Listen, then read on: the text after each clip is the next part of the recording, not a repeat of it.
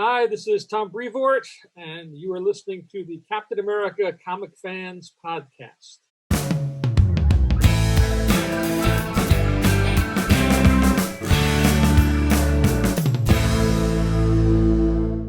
Well, greetings, Cap fans. Welcome to episode 190 of the Captain America Comic Book Fans Podcast. I'm Rick Verbanis. I'm your host, and I'm joined by the best gosh darn co-host out there. His name is Bob Lucius. Oh, Bob. And I'm going to be high as a kite by then. I miss the Earth so much. I miss my wife. It's lonely out in space on such a timeless flight. Very nice, Rick. Very nice. Little Elton John. Indeed. Yeah. Indeed. And what is that? Rocket Man. Rocket Man. Yeah. It's just my job. Burning out his fuse right here alone. Yeah. Good song. Yeah. Definitely a great song from 1972. Yeah. And my brother, I have three older brothers. The middle one of the three, huge fan of Elton John. In fact, the first concert I ever attended, he took me to an Elton John concert when That's cool. I don't know how young I was. I was young. I remember we drove down there in his Trans Am, but he had every Elton John album, and so I spent a good part of my formative years listening to his Elton John albums. So it always makes me sentimental when I hear an Elton John song come on the radio. Yeah, I hear you. Because you and I are in the same situation. We're youngest of a bunch of older siblings, and in some cases much older. So we grew up listening to their music. Right. They're eight tracks. Yeah. Yeah. So I grew up listening to 60s and 70s classic rock. Yeah. And that was my music. Right. Yeah. It always takes you back, huh? Absolutely. Absolutely. Yeah. So why did I pick that song, and why did I pick those lyrics, Bob? Oh my goodness! Now I can't remember the exact lyrics that you entertained us with, but I know that we're going to be exploring a little bit of Captain America #10 from Volume 5 tonight, and it does have a bit of connection with that song because Steve Rogers becomes a rocket man. He does. He does. Absolutely. He's an astronaut in this particular story coming up. I mean, heck, he was an astronaut in the last story we covered, right? From Volume 6, right? The Ed Brubaker, Steve McNiven. And now we're covering another Ed Brubaker story where Steve Rogers naturally just becomes an astronaut, after becoming Captain America. And the lyrics I picked out had, I miss the Earth so much. I miss my wife. And so I think there's going to be a little bit of that in this story today. Yeah. So I purposely picked those lyrics, although there's a lot of great lyrics in the song. Mars ain't the kind of place to raise your kids. In fact, it's cold as hell. There you go. So there's some science for you. Yeah. Yeah. Well, hey, all that science I don't understand. It's just my job 5 days a week. Elton is not only entertaining, but he's informing. He's educating us. Yeah, so, exactly. Yeah. I never knew Mars was that cold until I heard this song. You didn't? Okay. Well. Yeah. And it's interesting too that expression, "cold as hell." Yeah. Because right? I always thought hell was supposed to be like fire and brimstone and everything, but apparently. Hell could be whatever it is. Whatever is. Yeah. I think my hell would totally be cold because I hate the cold.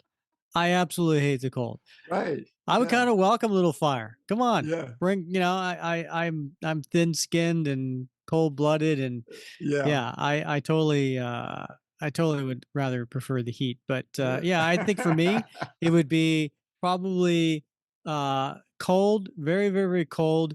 And then play some grunge music. Oh, nice. Yeah. I do think, Rick, I think if you really think about it, and I don't know if many people have experienced like extremes on both ends of the spectrum, like really, really hot and really, really cold. But I do tend to agree with you. The most miserable I've ever been has been when I've been really, really cold. Yeah. Well, you moved to Florida. Yeah. you moved to Florida, so we already know where you stand on the heat to cold spectrum, Bob. Yeah. Well, I mean, years and years ago, the most miserable I ever was, where I thought, seriously, I'm going to die from this, was just being cold. Mm-hmm. But I mean, I felt miserable in hot weather, but I've never gotten to the point where I felt like this is going to kill me. Right. Yeah. Yeah. So yeah, cold would be your own special hell. Indeed. Indeed. So yeah, we're going to be talking today about Captain America Volume 5. This is the first Ed Brubaker volume that he did, and this early on in this. So this particular issue 10 is a little different. And a little different, and you suggested it, and so I thought it was a good idea, and so we'll get into that today. Bob, anything else going on with you? What's your week been like? Woo! It's just it's busy, Rick. It's always we do this every week. Gosh, it's been busy. We need to take a little more vacays, the two of us, and have a little more relaxation time. I hear that. Yeah. My wife and I were getting ready to sign our wills. That's been exciting. We're going to do that tomorrow. This is something, now blink twice if it's against your will. Well, I do want to point out something though. So, my dad passed away in January several months ago, and so it got us thinking like, well, we have a kid who's 14, and Casey and I, my wife, we travel quite a bit, and if something were to happen to us, we need to make sure that that he's taken care of. And I thought of this because when my dad passed, his will said that I was owed a college education. So that's the last time it had been updated. So I'm fighting that in court. I want to go back. I'm already planning on pledging a fraternity. But anyway, setting that aside, we thought we got to do this. We got to make sure everything's taken care of, and we got to figure out like at what point, like who's going to take him, like who are we going to put him with, and like at what point does he get the money, right? Whatever inheritance there might be, what age, all that sort of stuff. And so we get that all sorted out. But there's a document in the back. Now it's like a 50-page document, right? And in the back of the document, there is a special couple pages where you get to fill out specific items. Oh, yes. Now, Dr. eBay, I'm sure, he's already he's like, yeah, let's do this. Right. So I'm still playing with that a little bit. I wanted to make sure I'm like, no, this is those sorts of things don't have to wait till he becomes of age. So I'm wrestling with should I just make sure, like if I were to pass away, do I really want this stuff going to my wife? I think that might be a mistake. Right? Because she likes to declutter. That's wait a minute. Wait. I was underneath the impression, because you don't take anything out of its box, that everything was going with you. Wouldn't that be great, right? I would require a larger mausoleum than I'm planning. But yeah. So anyway, I'm wrestling with this form, Rick, and trying to fill it out, and like all these things. I want this definitely to go to my son, and if he doesn't want it, then it goes to this person, sort of thing. And if he doesn't want it, then they're gonna have a free for all on the Captain America Comic Book Fans Facebook group. Yeah. That's right. It's going to be a claim auction, no price, just free. And first come, first serve. So, well, you know what? That's great, because I approve all posts. So I get first dibs. That's awesome. First dibs. I don't approve all posts. We have other moderators. I'm just telling you right now. So if anything ever got disapproved, don't just blame me. Nice cover. Yeah, cover yourself there. Good job. In fact, Bob's the one who cancels a lot of stuff. I do. Yeah. Well, that's cool. Yeah, that's cool. I know, my wife and I, we gotta get together a will one of these days. Yeah. Smart thing to do, especially because my dad passed away in his 50s. So it's one of those things where, there's going to come a point, a few years, we're going to be like, wow, I lived to be older than my dad. Right. Yeah. And that's just going to be crazy. That's probably a little mind blowing. Yeah. Absolutely. Yeah. Yeah. I do encourage you to do it. You got to take care of those things. It's so much, when we went, and had that family meeting, and my dad's will was there, and we looked at it, and like, this is what he wants: A, B, C, D, E. Takes all the pressure off Mhm. of the kids, right? And certainly, I know you don't want that on your kids' back. I certainly don't want it on mine. And so it's a peace of mind knowing that they can worry about grieving and not worry about all this other stuff. Mm. Yeah. Yeah, I don't know. My kids would be like, I don't want another Captain America thing. I already have the Philadelphia Eagle thing. Right. Oh yeah. Yeah. Yeah. Yeah. Well, keep me in mind. Hey, Bob, what do you think of my shirt, man? I love this shirt. That's the Brian Hitch shirt that I think I saw you post a picture of in the group, right? Yeah. I picked it up on Free Comic Book Day. It was on sale. I'm a sucker for a deal, Bob. Mhm. It was 25% off. So 15 bucks Yeah. for a really nice t-shirt. For a nice t-shirt, can't go wrong with Yeah, that. Yeah. oh, yeah, I Nice. can't go wrong with that. Yeah. So I just wish I had this when we were interviewing Brian Hitch, so I could be Yeah. like, hey, Hey, check me out, man. you know. Yeah. Yeah. But Yeah. oh well. I miss free comic book days. I don't have a local comic book shop down here, so Mm, I don't get in on the excitement. No, yeah, yeah. or any comic book day for that matter. When I went to my local comic shop, I actually was rocking my Free Comic Book Day T-shirt from 2009, Uh huh. which was the last year my store Wow. um, hosted. Because then I sold the store, a few Yeah, months later, and then I kept the T-shirt, and then I wear it, first that's Saturday in May. that's cool.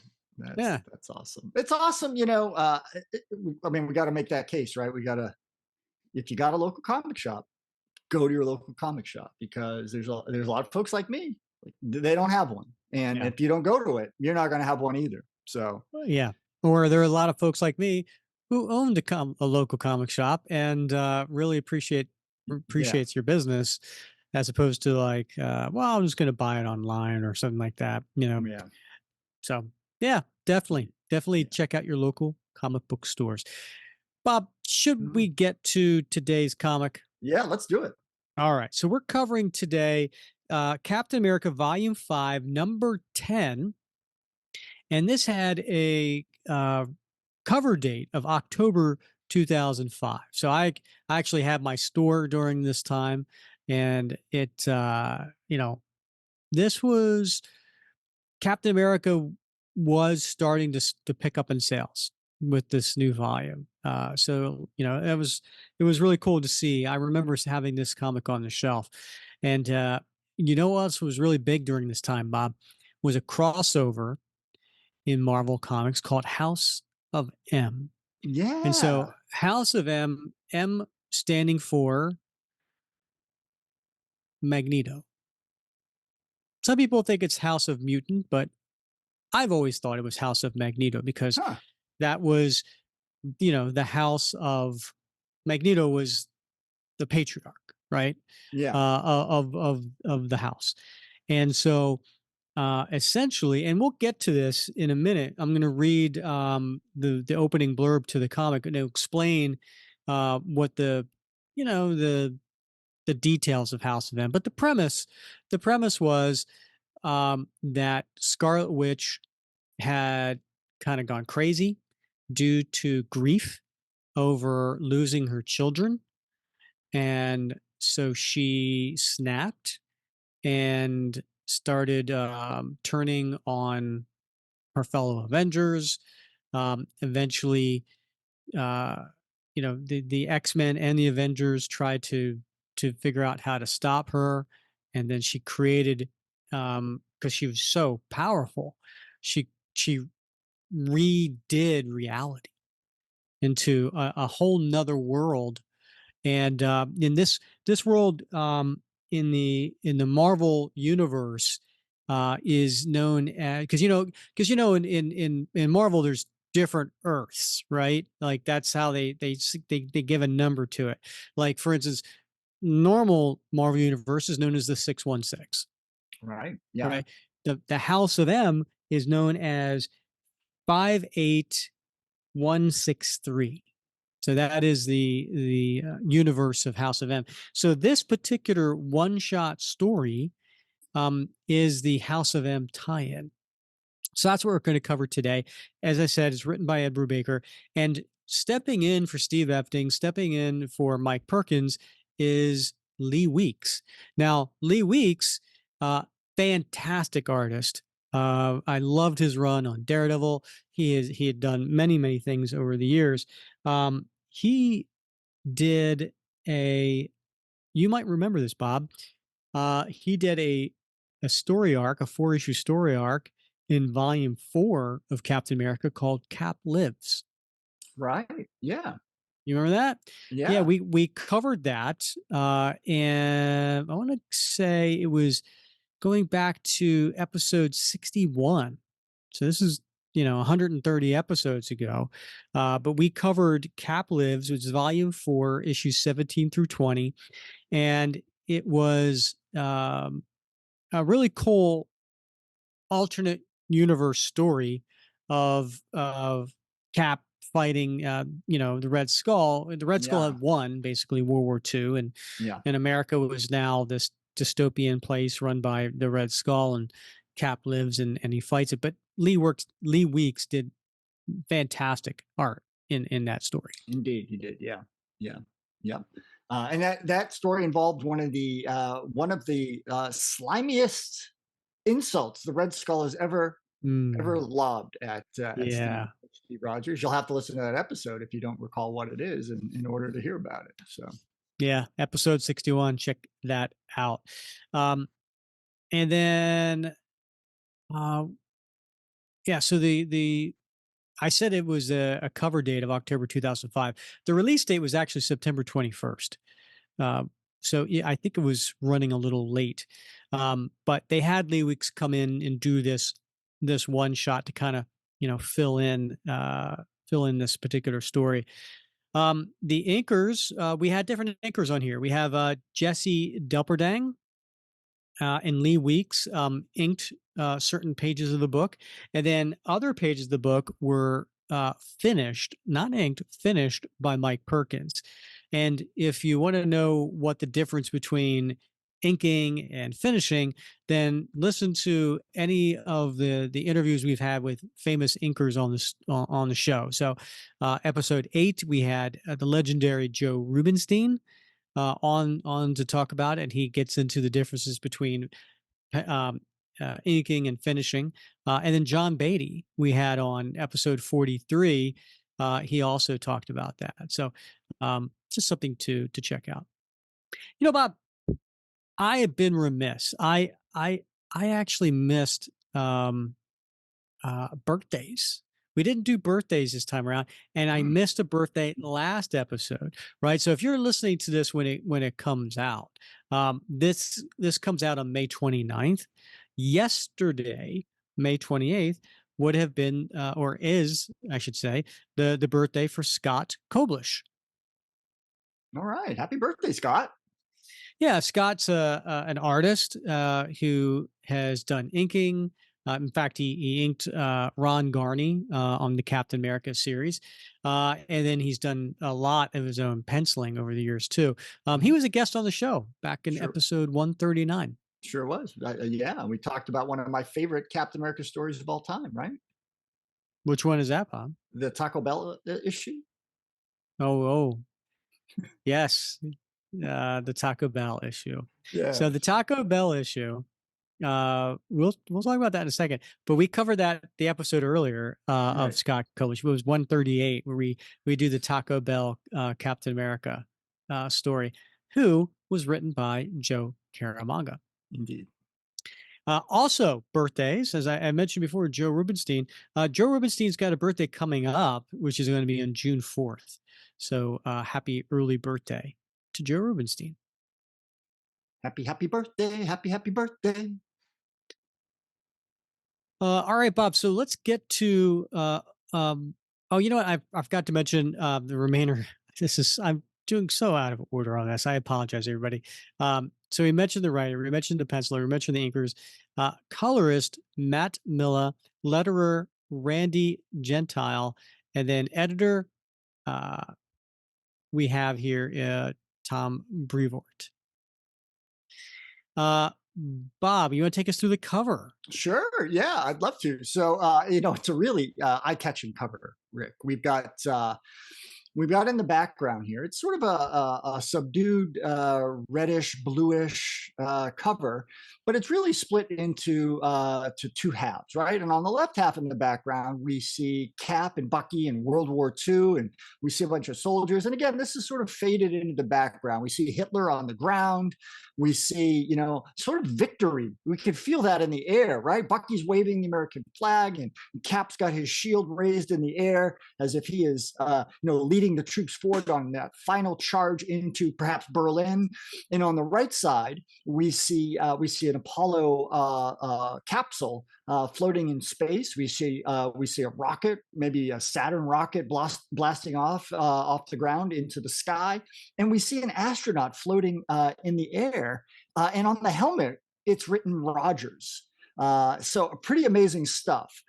But in the foreground is where it gets really, really interesting. And there we see an older gentleman. And by older, I mean, he's looking maybe in his late 70s, early 80s. Now he's wearing a trucker cap. He's got an oversized jacket on and a white t-shirt, but he's holding Cap's cowl in his hand, and he has Cap's uniform draped over his left shoulder, and it looks like he's almost hugging it to himself. And in the background behind him, we see a bunch of newspapers, and you can just barely make out the headlines of some of them, but one of them clearly seems to suggest that Captain America resigns. And another one, it says first mutant president. And then further on, we see references to Homo sapiens and mutants. And so there's a lot going on this cover. But I think we're led to assume here that this older gentleman is old man Steve Rogers. Indeed. I never thought I'd hear the saying, and then here's Steve Rogers in a trucker hat. It's a fashion trend. Is it? Yeah. Well, you know what? What gave it away? What's that? It was the dimple on the chin. The dimple on the chin, right? Yeah. Still has that, along with the sagging jowls. Yes, but the dimple's still there. The other thing too is to point out that this is a House of M tie-in. They do have a trade dress of the red and white stripes along the side. So going up and down vertically on the page on the left-hand side. And then there is the House of M insignia up in the corner box area. So just to let people know, on the comic shelves as you're walking by, if you're a House of M fan and you wanted to get the tie-ins, there you go. There's a tie-in for you. All right, Bob, I'm going to grab my copy as we go ahead and go through this panel by panel. I'm going to grab it off the spinner rack here. Hey, look at this. Coincidentally, right above the issue is the Cap Lives issue by Lee Weeks. Yeah, there it is.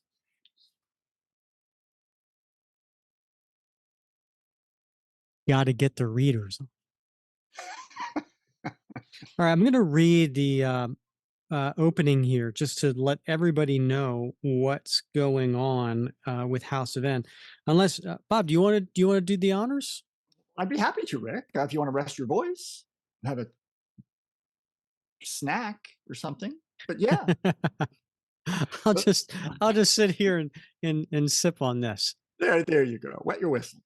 The New Avengers and the Astonishing X-Men met to discuss the fate of Wanda Maximoff, the Scarlet Witch, the daughter of the most powerful mutant terrorist, Magneto. After losing control of her reality-altering powers and suffering a total nervous breakdown, Wanda unleashed chaos upon the Avengers, killing and injuring many of their number. Magneto intervened and took his daughter to the devastated island nation of Genosha, where Charles Xavier, Professor X, the founder of the X-Men, was to help her recover.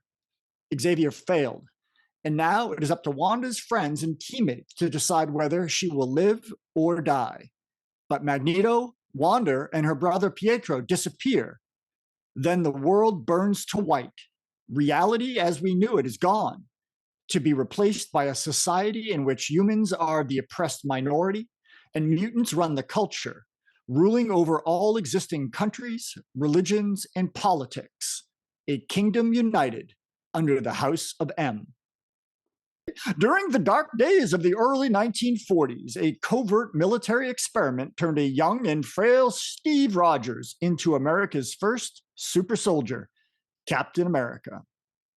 All right, so the opening page here it shows the New York City Veterans Hall, and then we cut into inside, and we see that someone is, there's a stage with a long banquet table along there, and people are sitting there, and out in the audience, you see tables there with people in military dress and guests. And I don't know, maybe there's a couple dozen people there. Yeah, There's some empty chairs. There's definitely empty chairs. Yeah. Yeah. So not very esteemed, going on here as far as you would think that you would get when someone who, as we're about to find out, Steve Rogers is going to be celebrated. Sure. Yeah. I suppose I shouldn't be too surprised. What was it my ex-wife used to say? You got everything you ever wanted, Steve Rogers. If the world didn't turn out how you thought it would, well, that's just life. Welcome to it. I still remember my granddad telling me and my brother all about seeing Captain America on the battlefield. The inspiration that this great man was to all those soldiers, and the risks that he and his partner Bucky took, how many times they came close to death.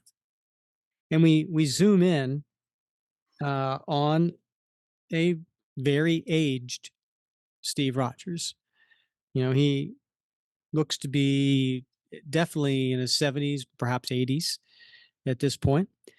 So the super soldier serum has not been keeping him too young. Yeah, and it's worth pointing out he's wearing his military uniform, right? He's not in civilian attire here. He's wearing what it looks to be an army uniform because it has the insignia on it. So yeah.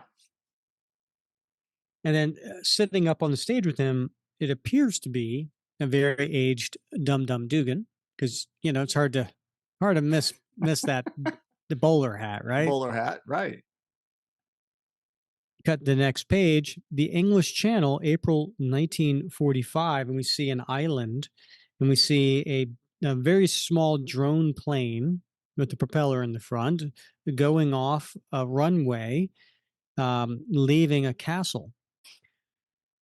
And we're seeing a very familiar scene.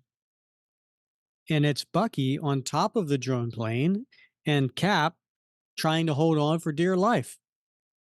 And we've all seen how this works out. Yeah, we know how this ends. Bucky, I'm losing my grip. Steve, here, take my hand. It's probably booby-trapped. It is. I see it. No time for subtlety. And Steve reaches underneath the wing and he pulls out the wires. We cut to the next page. What? It didn't blow up. It didn't. We haven't seen this before. And there's Steve and Bucky on top of the plane, and they're getting it to circle back to the castle.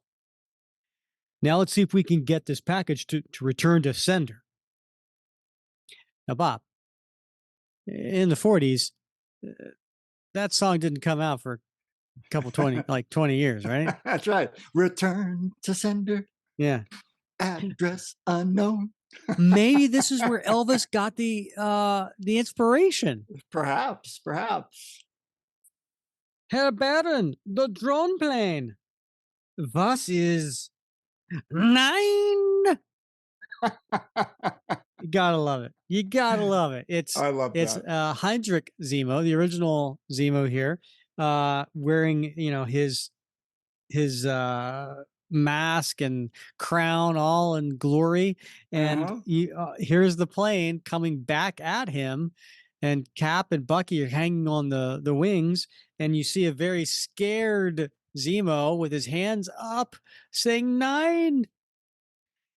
Now, go, go. And Bucky and Steve drop off, and then the plane collides into the castle, blowing up everybody there. Well, that didn't end the way that we expected. Sure didn't. Nope. We did it, Steve. Zemo's dead. What now? Cut to the next page. Berlin, Germany, April 1945. And it's Edward R. Murrow. He was a pretty famous reporter back then, right? He sure was, for CBS, broadcasting out of London. You know, Bob, since you do the announcer voice most often, do you want to do his voice in your best Edward R. Murrow impersonation? Well, I'll give it a try. I only do one voice, Rick, so you get what you get, and you don't throw a fit. That's what we tell my son. I'm telling you the same thing. This is Edward R. Murrow broadcasting live from the fall of Berlin. And this reporter, for one, will never forget the thing we saw in this city over the past few days, when Captain America and the invaders led Allied troops to victory over the last Nazi regiments holding the city. Though our crew was as far from the action as possible, the final battle between Masterman and the invaders was still awe-inspiring. The blows these superhumans struck shook the very ground under our feet. And even half a block away, the heat from the Human Torch's flaming form was blistering. Now, this is pretty cool art going on here, right? So we see Cap leading the invaders and going toe to toe with the Nazi soldiers, and then you see Namor going, punching out Masterman, which is always really cool. Then we get to the next page. The death of the Red Skull was not captured on film, but the image of his fallen form with his longtime enemy standing over him was broadcast around the world last night, as was the most amazing part of the whole week, when this morning Captain America and Bucky emerged from a bunker under the city with the Fuhrer himself in their custody. Yes, Adolf Hitler, leader of the Third Reich, the worst mass murderer in modern history, will be brought to justice now for all the world to see. It's truly a great day in Berlin, a day this reporter, for one, often wondered if he'd live to see. How cool is that? That is pretty cool. On one page, we have Cap standing over a defeated Red Skull and Cap and Bucky capturing Adolf Hitler. Indeed. Doesn't get much better than that. They got to him before Human Torch did. So one of the things about House of M was the Scarlet Witch had warped reality to basically give everybody their dreams. She figured that if everybody was happy, they would leave her alone. Right? Like if everybody was, fulfilling and, all of the things that they always wanted, that they would leave her alone. Yeah. And so what would make Steve Rogers happier than defeating the Red Skull, defeating Adolf Hitler, and winning the war? Right. Yeah. I mean, that's what he and Bucky were all about. So we cut back to the dinner, and we have Dum Dum Dugan up at their podium giving a talk. There to watch him fight the Red Skull on the rooftop in Berlin. Say, saw clear as day. That Nazi coward jumped to his own death when he realized he had no way out. These kids today, they don't understand. Everyone's special now. Everyone's a mutant or a superhero. But back then, guys like Cap, they were a rare breed. And they won that damn war for us. And Dum Dum's looking pretty darn old. Right? Yeah, it looks like he's got the diabetes. Right? Yeah, it looks like Wilford Brimley a little bit there going He on. does. Now, here's a scary thing. Do you remember the movie Cocoon? Cocoon? I sure do, Rick. Yeah. Do you know what I'm about to say? I have an inkling of what you're going to say. Do you know how old Wilford Brimley was when they released the movie Cocoon? I don't, Rick, but I gotta assume he was in an old folks home. He must have been in his late 60s. Yeah, he was 50. 50, Bob. Really? 50. 50. 50. Oh my goodness. I remember seeing that movie in the theater with my parents. Right? Yeah. And I remember looking at it and going, wow, Wow. those are some old people there. Yeah. Right. And that movie came out in 1985. Wow. Right? Yeah. 1985. You remember how old you were? Yeah. Yeah. And Yep, you were senior probably high looking school. at that going, wow, those people look really, really old. Yeah. Bob, we're now older than Wilford Brimley was at that Right. time. And now I fully understand why they were willing to jump into that pool and suck all the energy out of those alien pods. Even though they knew it was not doing a good thing for those alien pods, right? Yeah. They were so desperate to get a little bit of their health and vitality back. You know what? My wife and I saw last week for the first time. I've never seen the movie before in my entire life. Hot Tub Time Machine. I have not seen it. The premise is, and I didn't know John Cusack was in this movie. But anyway, there are these guys look like they're in their 40s, you know, and they took a friend back to the ski lodge where they had, you know, when they were like 18, had like the night of their life. Yeah. And they're trying to cheer him up, so they take him back there, and they get into this hot tub, and the hot tub, something happens, and then when they come out of the hot tub, they're back in that time in the 80s. Yeah.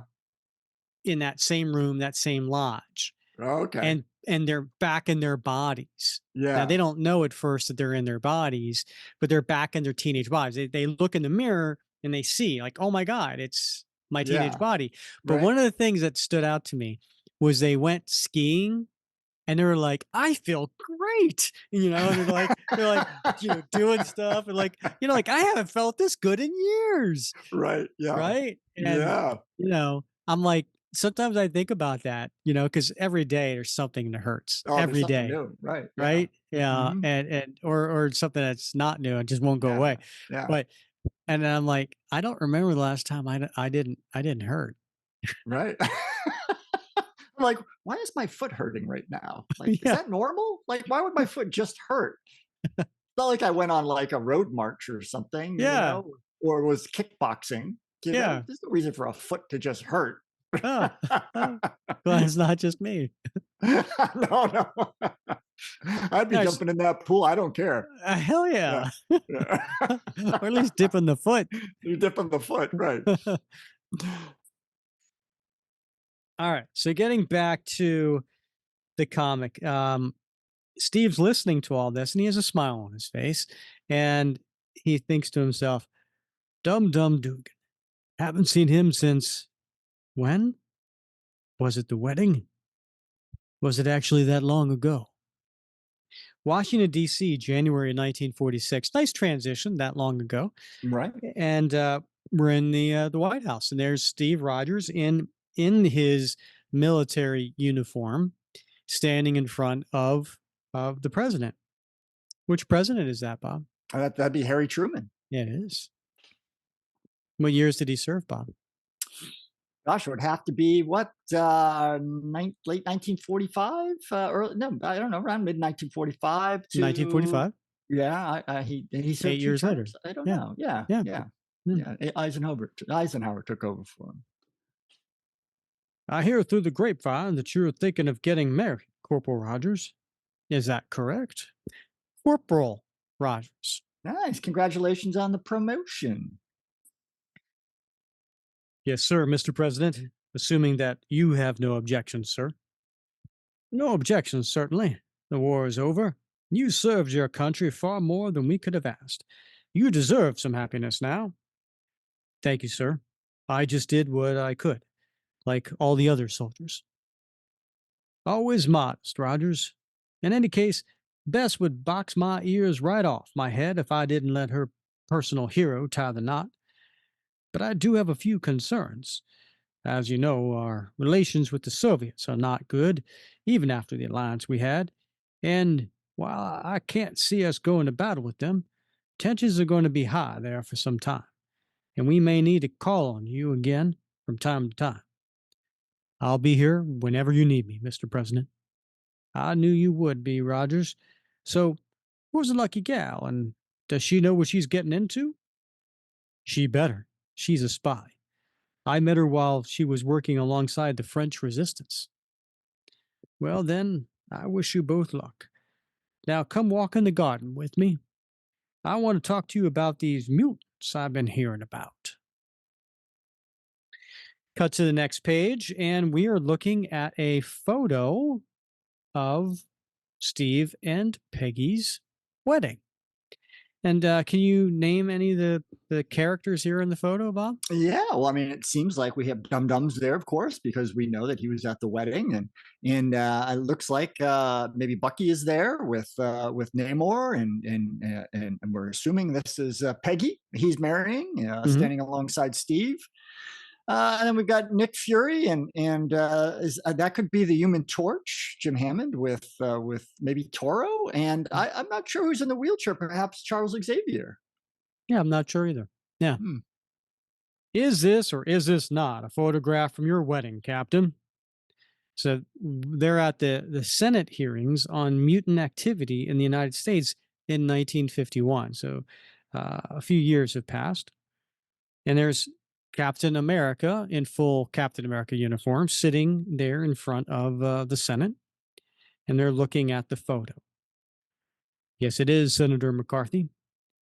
And is that or is that not Prince Namor, the Submariner, as he was known during the war, standing not 2 feet away from your bride? That's Namor right next to Peggy. Yes. And yet you're refusing to answer our questions about this mutant, while clearly you've maintained a friendship with him beyond your missions together during the war. I'm not entirely clear why I'm being questioned about Namor at all, Senator. Maybe that's the problem. You're out of order, Captain. We're asking the questions here, not you. Now, unless you've been sleeping through this last several years, you'll have seen the reports of mutant activity in this country. Like that little nod there, Bob. Right? Sleeping through the last several years as he, turn a few pages here. I got 3 pages of ads here. They've infiltrated all aspects of our society. They're practically taken over Hollywood, trying to spread their message to our children. And what message would that be, Senator? That they're normal, that they're just the same as us. Did you know studies indicate that nearly 1 in every 5,000 U.S. citizens is now born a mutant, Rogers? I was unaware of that, Senator. Well, now you're aware, and maybe now you'll answer our questions. I've got some questions about another friend of yours as well, that sidekick of the Human Torch, that Toto. His name's Toro, and I'm afraid I'm going to have to decline to answer any questions about him too, Senator. This is over, and he stands up. You sit right back down, Rogers. You'll do as you're ordered. That uniform you wear puts you under our command as much as it does the president's.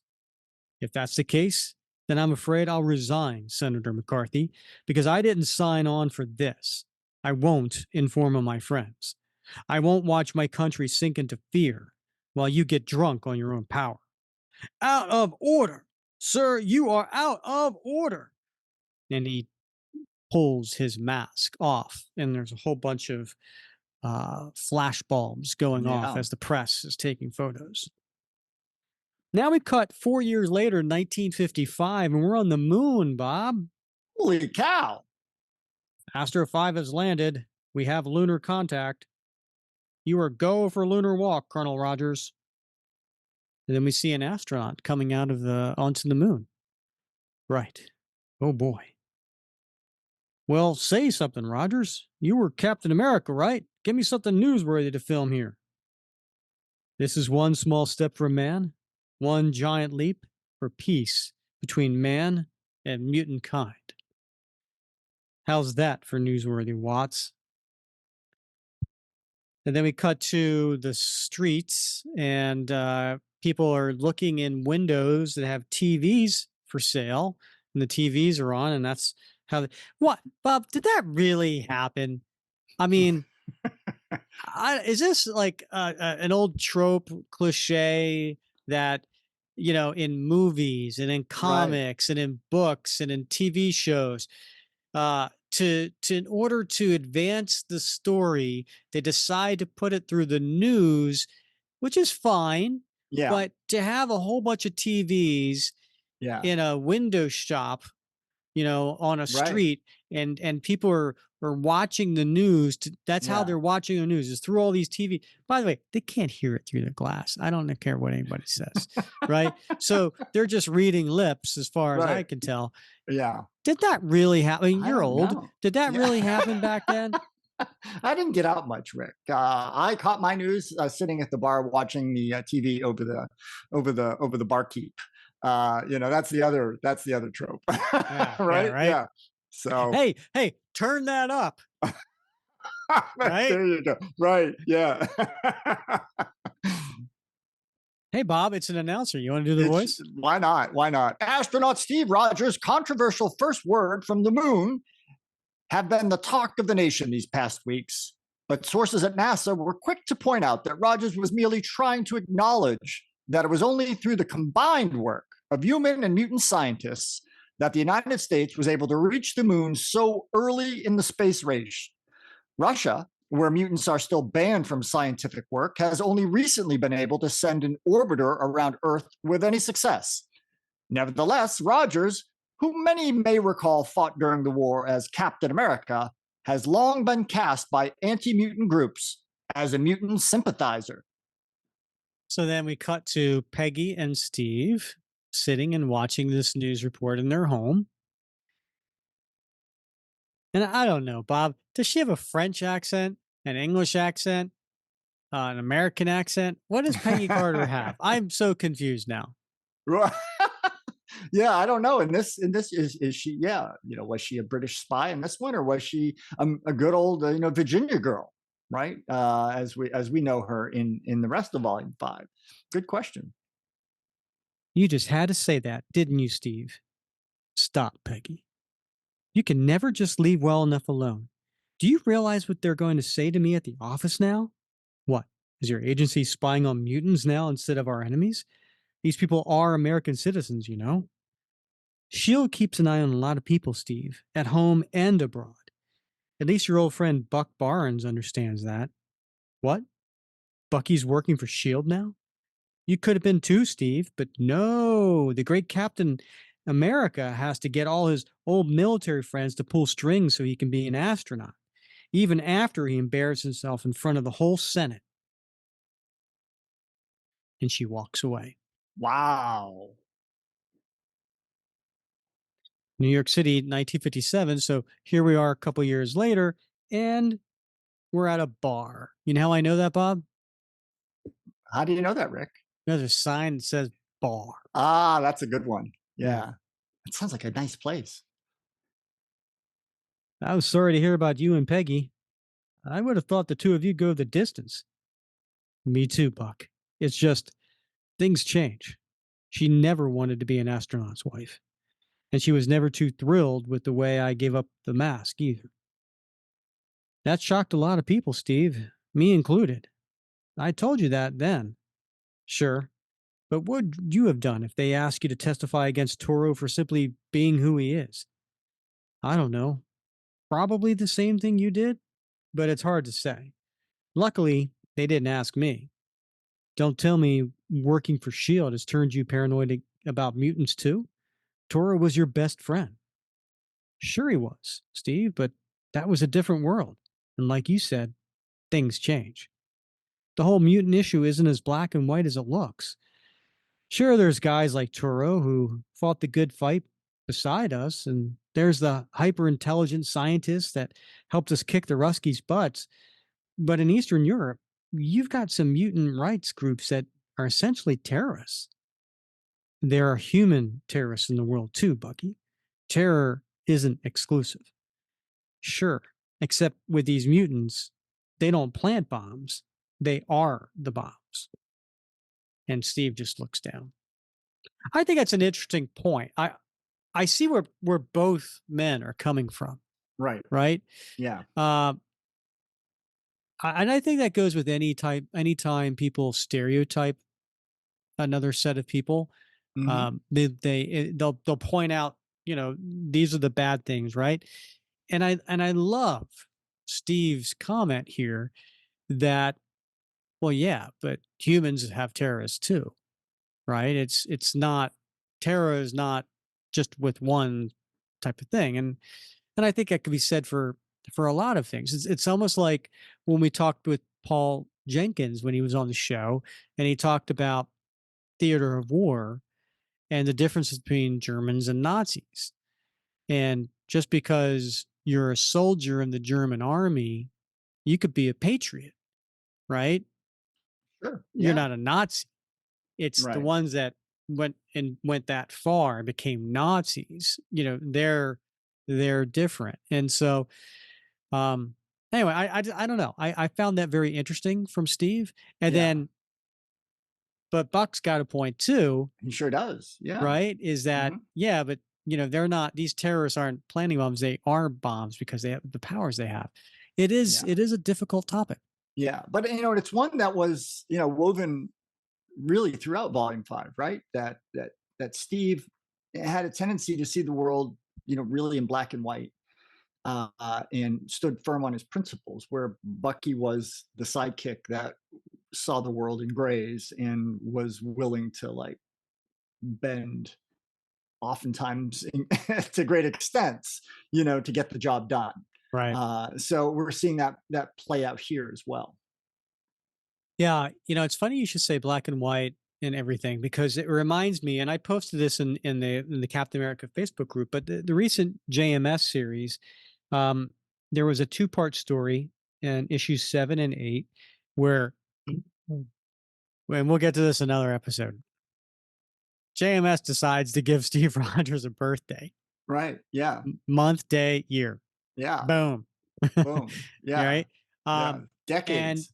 And what's interesting to me is he's a Libra, I'm a Libra, and so a lot of the characteristics that they're talking about in here, I think of myself as having those characteristics. I've had people tell me they think I've had those characteristics, which is really cool, and we'll get to that another time. But one of the things that stood out was the whole black and white and gray thing, and there's the person who's writing his reading says in here, Librans are deep thinkers who start off thinking everything is black and white, only to figure out one day that everything's gray. I can't tell you how many times I've been accused of that. Yeah. Yeah. Yeah. The world is black and white, anyway. And people accuse, and how many times has Steve Rogers been accused of that, right? Mm-hmm. Right. That it's the world's not easy to figure out. It's complex. There's nuance, and there's sometimes, Cap always says there's a better way. There's a different way, right? And but sometimes, is there? Right? Maybe. Yeah, maybe if you have enough time to like figure out what it is. But Buck's always been, like, got to get the job done.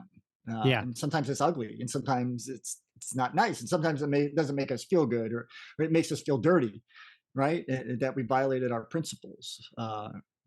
So again, we see that being played out over beer, in their later years here. And of course, as the decades passed, Buck's words stayed with me, and there were a lot of truth in them. The mutant issue wasn't black and white. It was about politics and prejudice and fear. It was about shades of gray. And there were shades of gray among mutant kind, too. There were heroes and leaders, and there were criminals and despots. Why not, right? Why should mutants be different than anyone else? And while I spoke for equal rights for all people, regardless of race, creed, color, or genetics, I also bore witness to a changing world as the mutant population explosion became something undeniable. Regardless of how mankind felt, it was clear we would soon be a minority. And in this period of change, one mutant rose to prominence: Magus. After his destruction of the Sentinels program in the early 70s, the rushing tide finally overtook us. Magnus was suddenly spoken of as a world leader. He was meeting with the United Nations and discussing ideas. And maybe it was the stubborn old warhouse in me, but Magnus' vision of the future, his ideas for peace, they didn't sit well with me, and perhaps foolishly, I said so.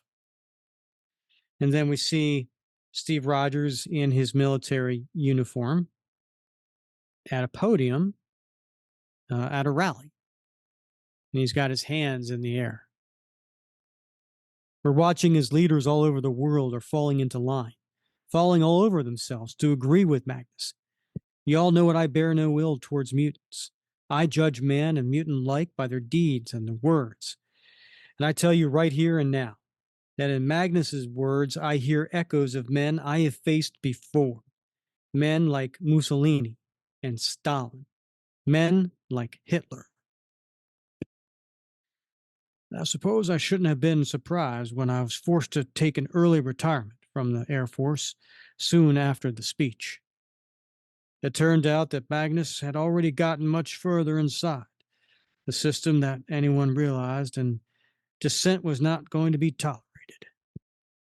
It's amazing how quickly the world can pass you by, can make you irrelevant.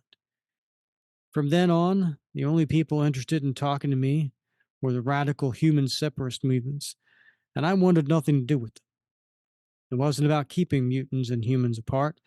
It was about making sure the people in charge weren't selling us out. But no one would listen.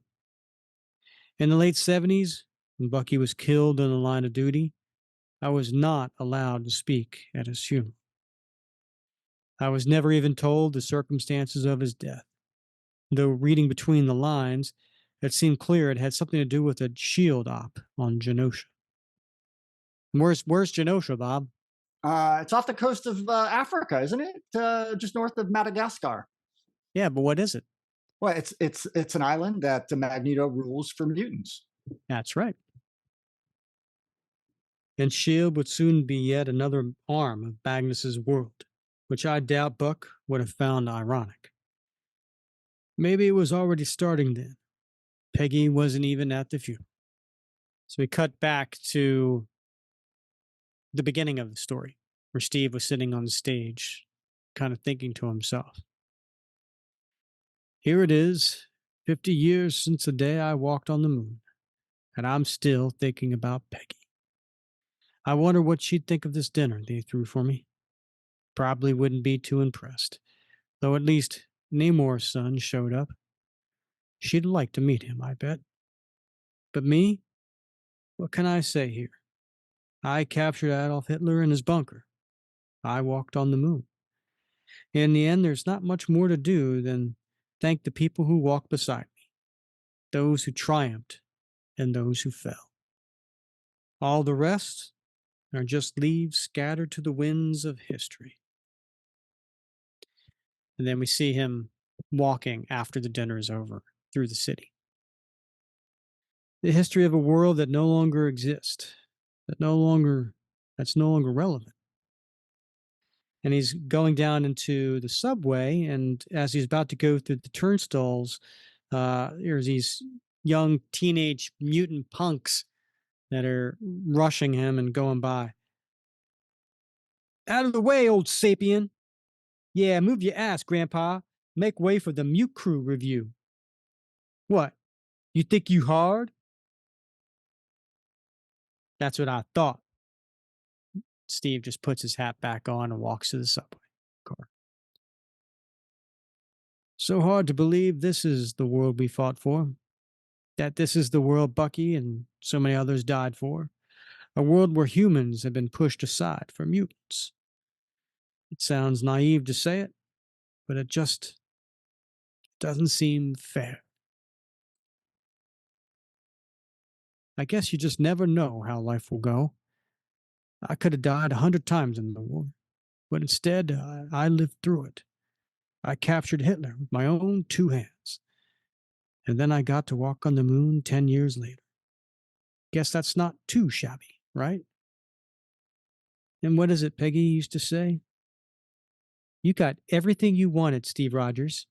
If the world didn't turn out to how you thought it would, well, that's just life. Still, I thought it'd be a lot different than this. The end. And Wow. the very last panel, we see up on a rooftop looking down on Steve as he's walking in the nighttime sky are a bunch of characters that maybe want to talk to him. One of them looks like Wolverine, another one like maybe Peter Parker, perhaps Luke Cage, and a few ladies there.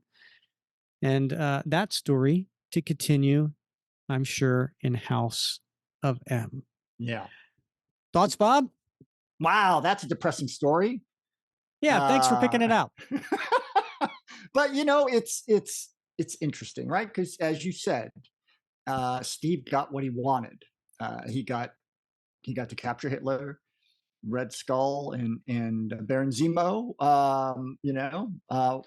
Their threat was ended. He got to walk on the moon, and I gotta I cannot. Maybe one of our listeners can help me out, but I know Steve's interest of being an astronaut has been talked about someplace, and I cannot for the life of me remember where that was. I don't think this was just that was not just pulled out of the ether here. I'm pretty sure it was mentioned someplace. So hopefully somebody can give me that lead. But in any case, he got what he wanted. So, but it's like the Garth Brooks story, right? Thank God for unanswered prayers. Sometimes we don't get what we want, and That's that true. leads us to something better, and quite different than what we expected. And so, we kind of see that here where he got what he wanted, but maybe that's not what he needed, or what the world needed. Yeah. So there's a little bit of a lesson here. Yeah, this story kind of reminds me a little bit of that What If story we covered. It was What If 5. What if Cap and Bucky had lived? Right. It was a 1977 story.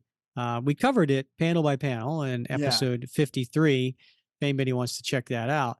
But Bucky goes on to work for S.H.I.E.L.D. Things didn't kind of work out, as well. Yeah, it has a little bit of. This definitely felt like a what if story, right? It did. Yeah, you're absolutely right. Yeah. I guess they just call it a multiverse now, right? More explicitly. Yeah, it's sad. It's melancholy. Mm-hmm. And it makes you wonder, what if all your high school dreams had come true? Would you be happy? Maybe. I would have been a Playboy photographer. Exactly. Right? Right. Think about all the things you have in your life and the people you have in your life that you wouldn't have, right? You wouldn't have met. Yeah, you would have done without some of the sorrows along the way, but you wouldn't have had all the things and people that you have now. And I think about that, right? I mean, I didn't. Certainly, the journey that your life takes is the journey your life is supposed to take, and we see in the House of M, and in the case of Steve Rogers, what happens when it's a different course. So, Bob, I go first. All right. So you went first last time. So I'm going to go with my favorite panel. All right, do it. I'm going to go with, and these, I'm looking at an actual comic which does not have page numbers at the end. So I'm trying to work with me here, but it's page 6. And it is panel 3.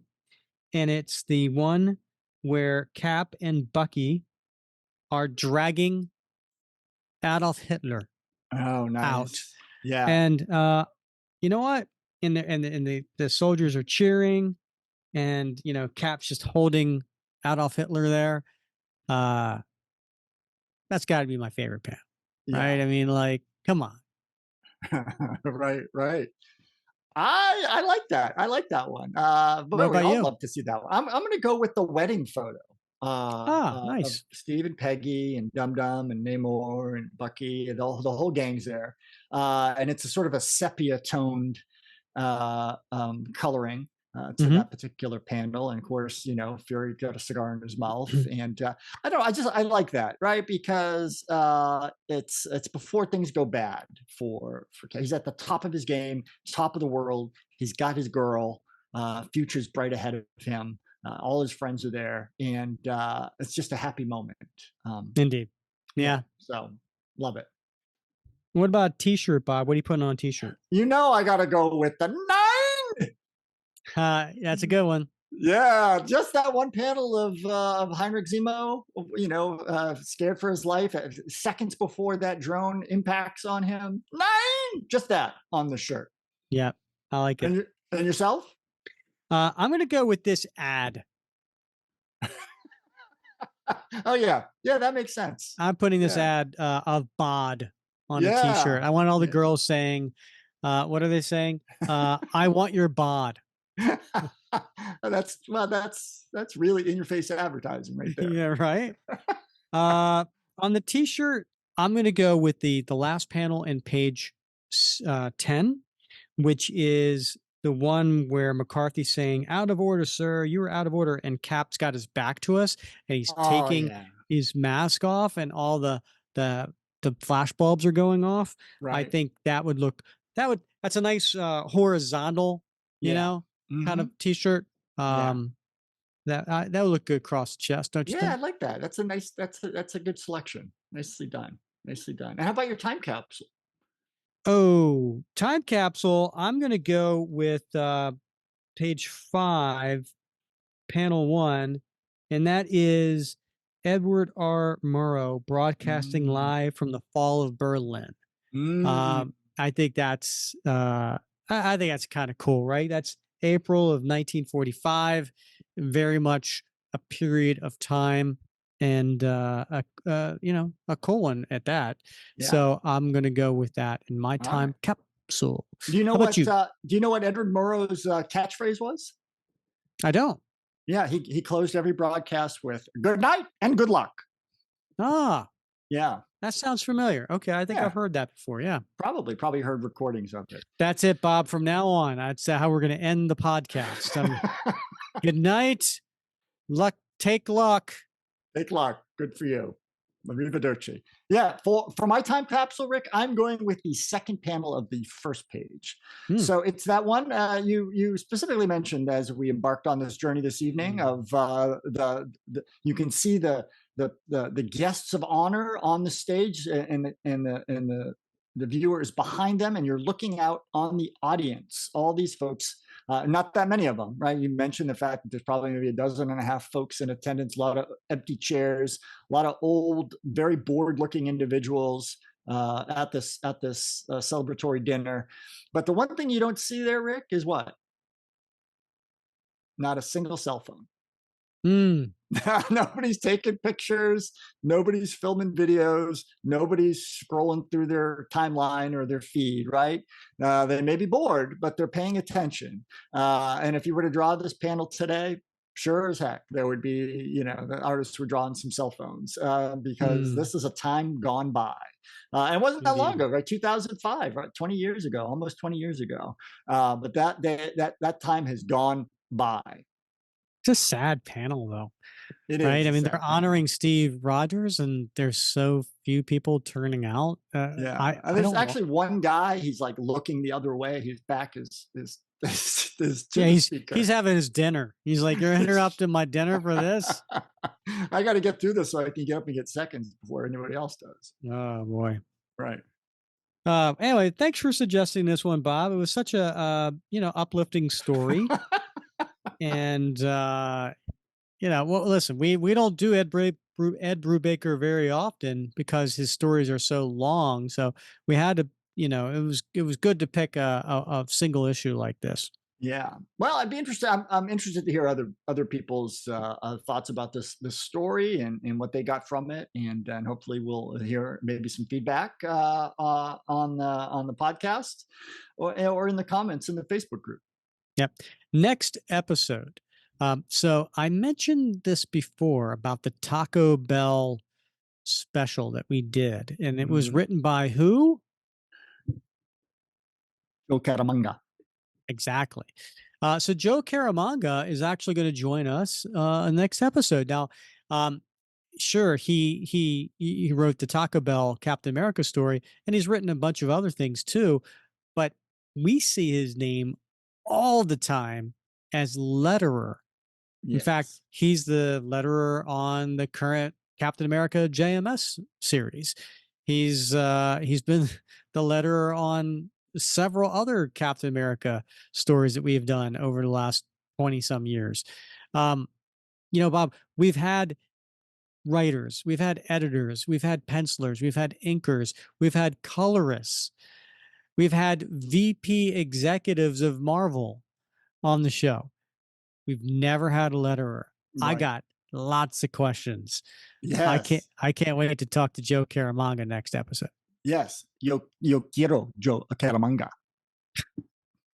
See what I did there? Yeah. I want you to, I hope you do that when he's on the show. That'll be great. So come back next episode for that. That'll be a lot of fun. Yeah. Gonna be a great guest. I know it. All right, Bob. As always, I've had a lot of fun wrapping cap with you. It has. Let's do it again next week, Rick. Excellent. All right. Well, he's Bob Lucius. I'm Rick Verbanis. And you, if you don't mind, please rate, review, and subscribe on whatever platform you're listening on right now. If you're watching us on YouTube, please smash that thumb up button and subscribe. And again, any platform you're on, we love to hear the comments. So please continue to send those, and maybe we'll read them here. So, and as always, you've been listening to another episode of the Captain America Comic Book Fans Podcast.